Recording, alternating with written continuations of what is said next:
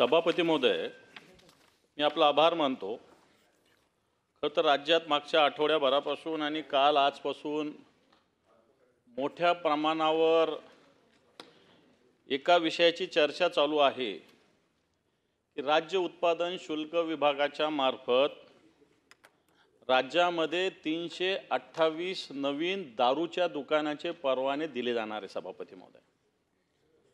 आणि हे परवाने सुद्धा 8 महसुली विभागामध्ये वेगवेगळ्या पद्धतीने दिला जाणार। सभापती महोदय 1972-74 पासून या महाराष्ट्रात अशा पद्धतीने दारूचे परवाने देणं बंद आहे। आणि असं असताना ज्या पद्धतीनं हे दारूचे परवाने देण्याची एक चर्चा असो किंवा एक समिती राज्य सरकारने राज्याचे उपमुख्यमंत्री अजितदादा पवार यांच्या अध्यक्षतेखाली नेमलेली आहे।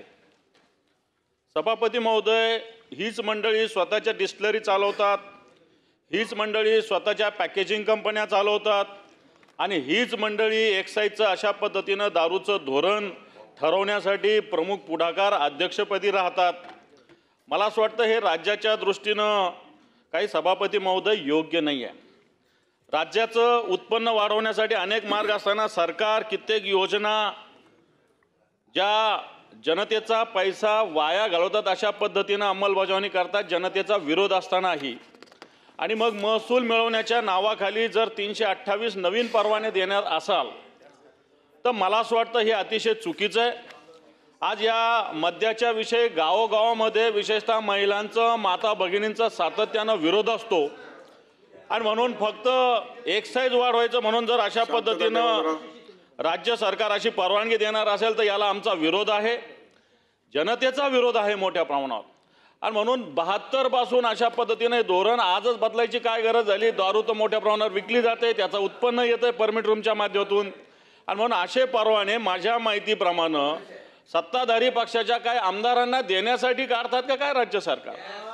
आणि म्हणून अशा प्रकारची चर्चा आहे की सत्ताधारी पक्षाच्या आमदारांना तुला 2 परवाने, तुला 1 परवानगी, तुला 3 परवाने, याच्यासाठी राज्य सरकारी करतं का? म्हणून या परवाने या धोरणाला आमचा विरोध राहणार आहे। आणि कारण याच्यामध्ये समस्त माता भगिनी या महाराष्ट्रातल्या गावोगाव अशा दारूच्या विरोधात असतात। आणि असं असताना सरकार जर असं धोरण असणार असेल तर याच्यावर चर्चा व्हावी असं आम्हाला अपेक्षित आहे, कारण हे अतिशय महत्त्वाचं आहे। कित्येक ठिकाणी दारूबंदी आहे, अख्ख्या राज्यामध्ये दारूबंदी असताना काही काही राज्यामध्ये आपण जर अशा पद्धतीने अतिरिक्त परवाने देणार असू तर मला वाटतं याच्यावर चर्चा होण्याची आवश्यकता आहे, कारण या पद्धतीनं मोठ्या प्रमाणात जनजीवन विस्कळीत होऊ शकतं आणि आपण ही चर्चा घडवून आणावी अशा प्रकारचं आवाहन मी आपल्या मार्फत सरकारला सभापती महोदय करणार आहे।